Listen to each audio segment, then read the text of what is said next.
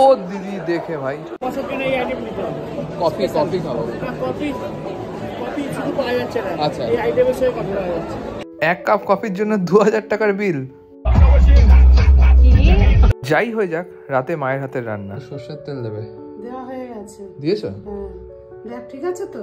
তো ফার্স্টে ডিসিশন নিতে পারছিলাম না ঠিক কোথায় যাব, তারপর ডিসাইড করলাম চলো পার্ক স্ট্রিট যাওয়া যাক। প্রায় লাস্ট 5 বছর হয়ে গেল 25 তারিখে পার্ক স্ট্রিটে আমি পায়ে হেঁটে ঘুরিনি। তো আমি আর ম্যাডাম বেরিয়ে পড়লাম পার্ক স্ট্রিট এক্সপ্লোর করার জন্য। বাট ঠিক করেছিলাম আজকে কোনো হাবিজাবি বাইরে খাবো না, কফি খেতে পৌঁছে গেলাম পার্ক স্ট্রিট ফ্লোরিস। আর ক্রিসমাসের দিন ফ্লোরিস তো সবাই জানে অ্যামেজিং সাজানো থাকে। পার্ক স্ট্রিট আমার কাছে আমার পাড়ার মতো, কিন্তু তাই বলে ফ্লোরিসের কফি কখনো আমাকে বোর করেনি।